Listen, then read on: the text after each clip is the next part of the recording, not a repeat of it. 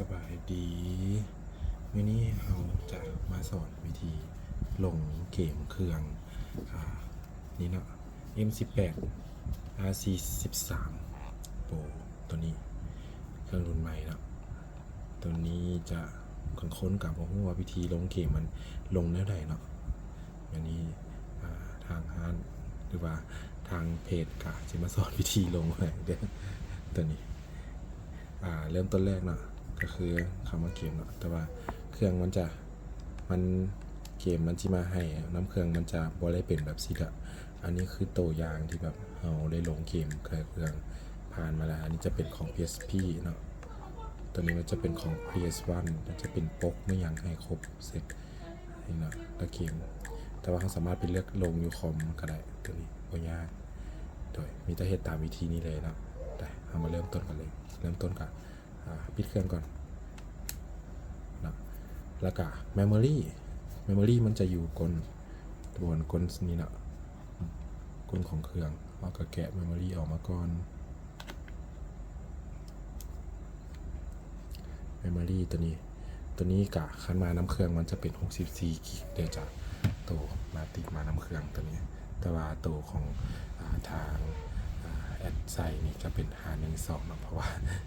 มันจะเก็บเกมได้หลายก่อนเนาะอันนี้สามารถหาซื้อได้ที่ตามห้างค้าพวกขายเครื่องไอทีทั่วไปเด้อตัวนี้ส่วน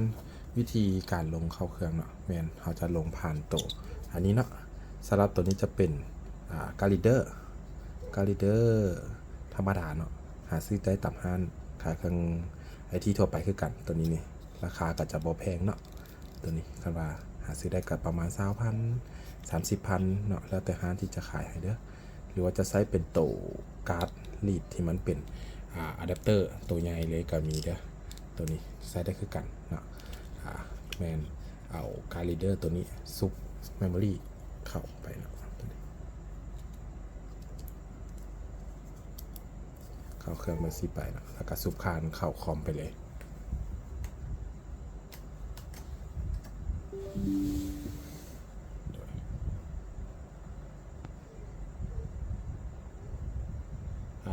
มันซุปพานเข้าคอมแล้วเนาะมันจะขึ้นเป็นโฟลเดอร์เกมตัวนี้โฟลเดอร์เกม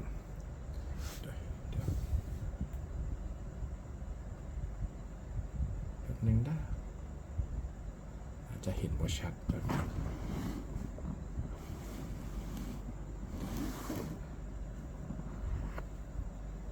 โดย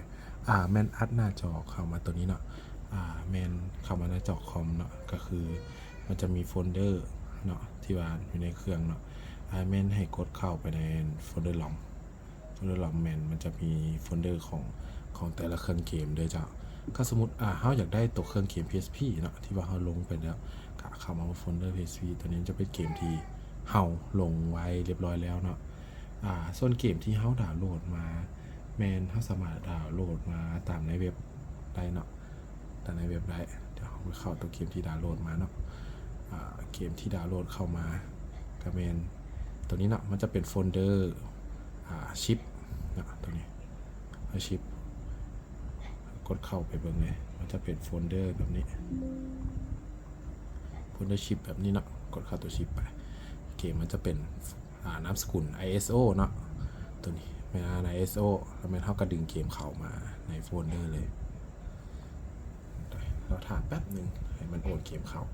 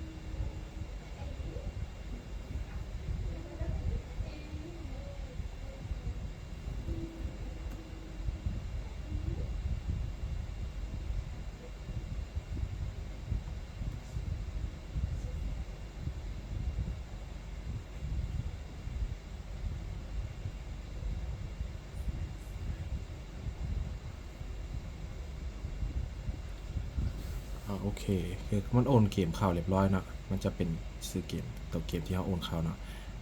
ตัวนี้โดยขออนุญาตเปลี่ยนซื้อก่อนเด้อเพราะว่าให้มันยาวเกินไปเนาะเพราะมันจะไปขึ้นโซในโตเลือกเกมเฮา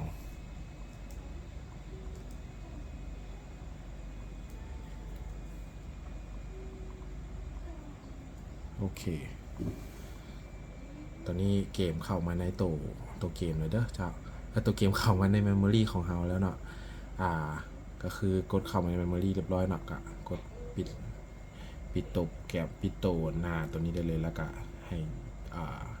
เข้าไปเซต inject memory ออกนะจากเครื่องตอนนี้แกะแมมออกมาแล้ววันนี้เราจะมาลองแซ่เครื่องเลยว่าเกมมันจะขึ้นบ่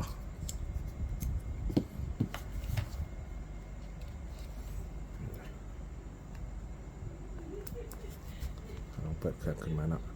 เกม Star Ocean เนาะที่เราดาวน์โหลดไว้เรียบร้อยแล้วมันจะขึ้นในเครื่องบ่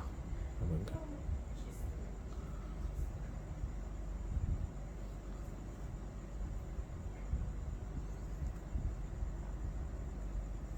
โอเค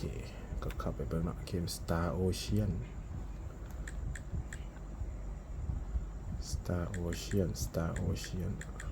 ตัว S โอเคเกม Star Ocean ก็จะเข้ามาอยู่ในตัว Memory เฮาเนาะตัวนี้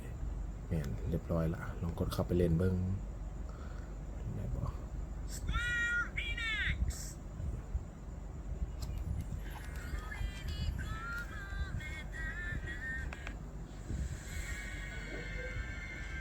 โอเคเกม Star Ocean เล่นได้ปกติเนาะตอนนี้มันก็เกมมันจะเข้าในนี้ก็คือเกมสามารถรันเล่นในเครื่องเป็นปกติเนาะและนี่วิธีลงปกมันปกขั้นเป็นปกเกมปกติเนาะมันจะลงแบบนี่เนาะมันจะขึ้นเป็นปกเกมเลยมันจะได้รู้ว่าเกมตอนเป็นเกมตัวใดซึ่งเนาะวิธีลงปกก็คือแกะเมมโมรีสู่เครื่องคือเก่าเนาะมีแต่เขาต้องปิดเครื่องก่อนเด้อขอย้ำว่าการสแกนเมมโมรีทุกครั้งนะแม่นต้องได้ปิดเครื่องก่อนเนาะปิดเครื่องก่อนว่าสั้นละมันจะเฮ็ดให้ข้อมูลของเมมโมรีมันจะเสียหายเนาะซึ่งมันจะต้องได้ค่าเครื่องผู้ใดได้แบ็กอัพข้อมูลในเมมโมรีไว้แล้วก็สามารถแบ็กอัพกลับคืนได้เนาะแต่คันบ่ได้แบ็กอัพก็คือต้องได้ไปซอกไฟล์ของมันเนาะไฟล์ของมันก็จะเป็นไฟล์ที่เขาเจ้าลงไว้ในเว็บไซต์ต้องได้ลงโปรแกรมมาให้เบิดเนาะอันนี้เป็นข้อห้ามอย่างหนึ่งเด้อแต่ซุปเข้าเมมโมรีเข้าเนาะมันนี่เนาะเมมโมรีเข้าเครื่องคือเก่าสิลงโปรกันโดยไฟล์โฟลเดอร์เข้าเรียบร้อยเนาะขอแอปไปเปลี่ยนซื้อแป๊บนึงเมื่อกี้ซื้อเกมมันบ่ตรงโอเคไปซื้อเกมก่อน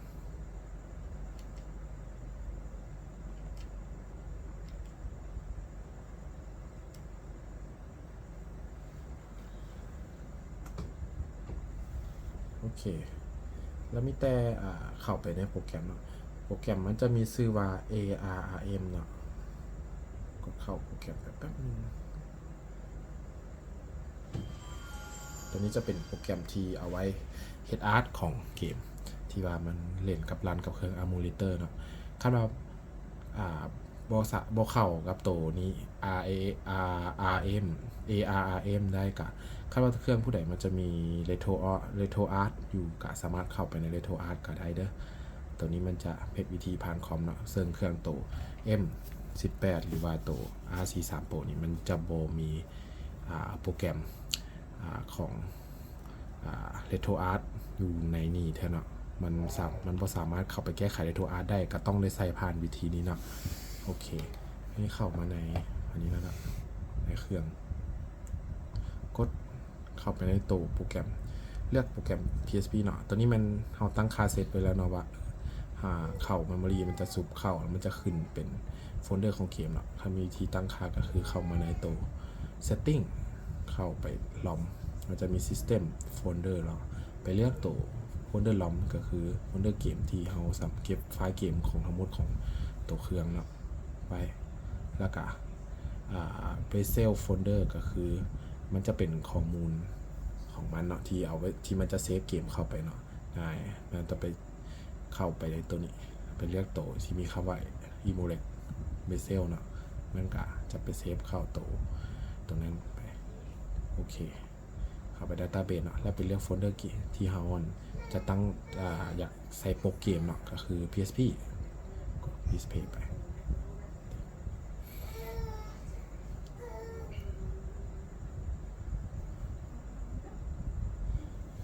โดยโปรเกมตัวเพราะโปรแกรมมันเห็นเรียบร้อยแล้วเนาะก็คือเข้าไปตัวเกมเรียกตัวเกมตัวที่ยังบ่ทันมีปกเถอะตัวที่เราลงไว้เมื่อกี้แล้วเนาะ Star Ocean ตัวนี้เนาะ Star Ocean แล้วก็กดติ๊กที่ Star Ocean แบบนึงเนาะแล้วเข้าตัวScreen Scraper เนาะScreen Scraper นี่แมนก่อนเฮาสิมากด Screen Scraper ได้เนาะต้องมากด Setting ก่อนแล้วมาล็อกอินตัวเว็บล็อกอินScreen Scraper ก่อนเนาะเพราะว่าคันบ่ไปล็อกอินในเว็บของมันก็บ่สามารถใช้โปรแกรมของบ่สามารถเลือกอาร์ตที่เกี่ยวกับใช้ของ Screen Scraper ได้เนาะตัวนี้เข้าตัวนี้แล้วกดบัตรนึง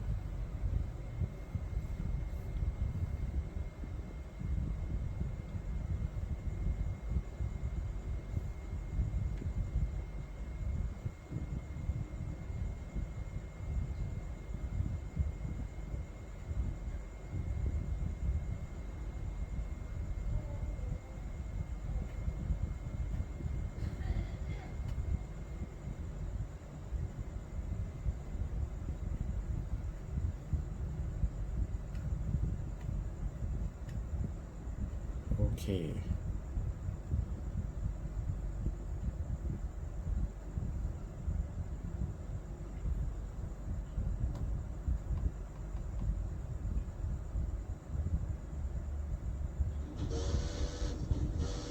พอ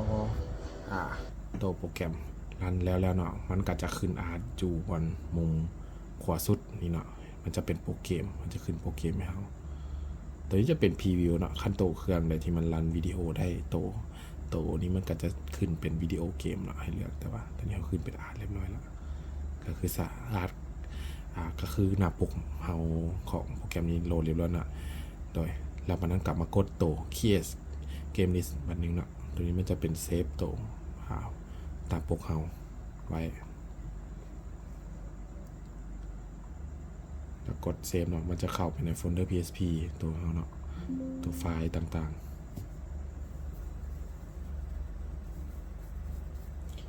โดย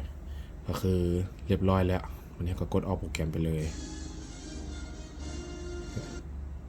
โดยโอเคปิดหน้าโฟลเดอร์ไปเนาะแล้วนี่ก็ inject memory เดี๋ยววิธี inject ก็คือกดอยู่ในหน้าโฟลเดอร์นี้ก็ได้เข้ามาใน dash pc เนาะแล้วเลือกทีคลิกขวาไปใส่ตัว memory card ของเราแล้วก็กด inject เนาะโอเคก็คือสุบถอดตัวไอ้ต้นการ์ดเดอร์ออกได้เลยเนาะสุบการ์ดเดอร์เข้าไปในเครื่องเลยเปิดเครื่อง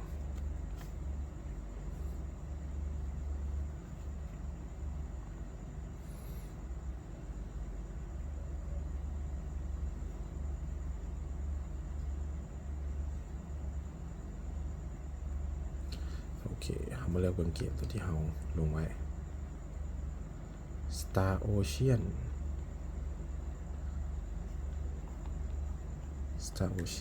ดิเห็นปะโปรเกมก็จะไปโซในตัวเกมลิสต์ของเขาเนาะก็คือ Star Ocean นั่นเองจะมีโปรเกมโดยซึ่งตัวนี้มันจะเป็นโหมดเนาะแต่ขั้นพูดเกมตัวใดมันเป็นเกมที่เขาจะหมดมามันจะบ่มีโปกให้เนาะตัวนี้มันเราจะไปสามารถใส่โปกเองได้คือกันเนาะในโปรแกรมตัว ARM เนาะอันนี้จะมีคลิปสอนแยกอีกต่างหากด้วยจ้ะโอเคถ้าผู้ใดสนใจเนาะก็มีอย่างสอบถามก็สามารถติดต่อมาได้ทางเพจ Last Play เนาะหรือว่า TikTok ได้โอเคตอนนี้จบการรีวิวและวิธีติดตั้งพกเนาะโอเคขอบใจหลายๆ